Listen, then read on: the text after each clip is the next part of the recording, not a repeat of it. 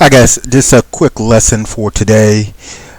We followed up with a previous lesson where I was stating that you do not negotiate via text. The purpose of the text is to set up a phone call where you can pre-screen them and begin the negotiation process, assuming that the house meets the criteria you're looking for. So you want to use text strictly for the purpose of setting up a phone call, because you can't negotiate back and forth via text. They can always ignore you, discontinue at any point. When you're on the phone with them, you can kind of get a sense if they're sincere, if they're genuine, if they're just wasting your time. So get them on the phone and just develop a comfort of getting people on the phone. It shouldn't be intimidating. It shouldn't be overwhelming. I know that you may have had bad experiences in the past. If you work for a call center, you are forced to deal with difficult people. You run this business. You don't have to deal with anybody that you don't want to. If somebody's being rude or somebody's being abusive, hang up the phone. Very simple. Okay. Once you do have them on the phone, let's say you scheduled a time and you call them back. You go into the script, hey, calling about the house you had for sale. Be an active listener. Listen for key things. Listen for if there's a sense of urgency. If they're volunteering information, then they're probably motivated.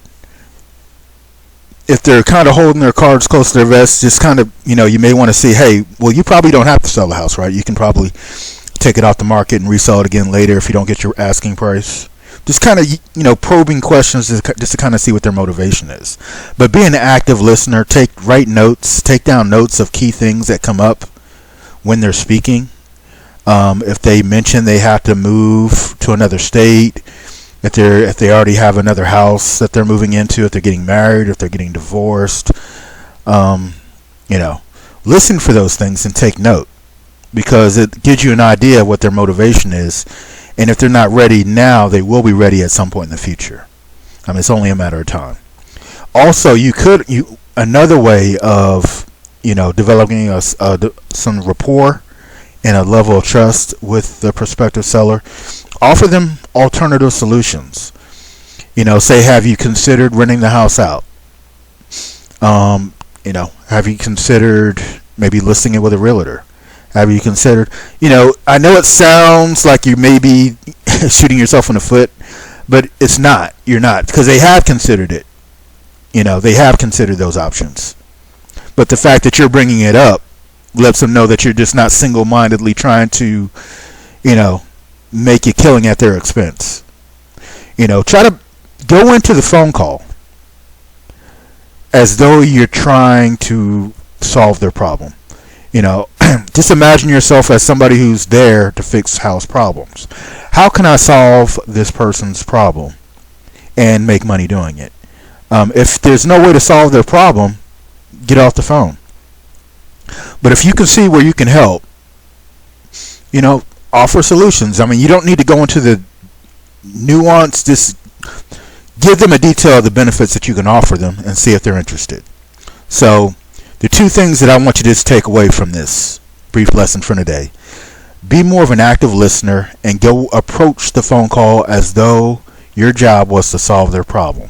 You get paid to solve their problem, as opposed to how much can I make off this deal. You'd be surprised at how that mindset, helps with your rapport with the seller. It makes things a lot clearer. Because people can sense when you're, when you're just trying to make a dime off of them. They can kind of sense when you're just single-minded, because it'll come across in the questions you ask, in your tone, your approach. But if they understand that you're there to help them, and if you sound sincere and honest about it, which you should be, you'll notice that they'll be more forthcoming and as far as their responses, and you're going to have an easier time in the future. So that's just a quick lesson for today. On the next lesson, I'm going to go into more detail as far as what questions that I really want to focus on that phone call, and which ones that you can kind of put off until later. Until then, have a good day.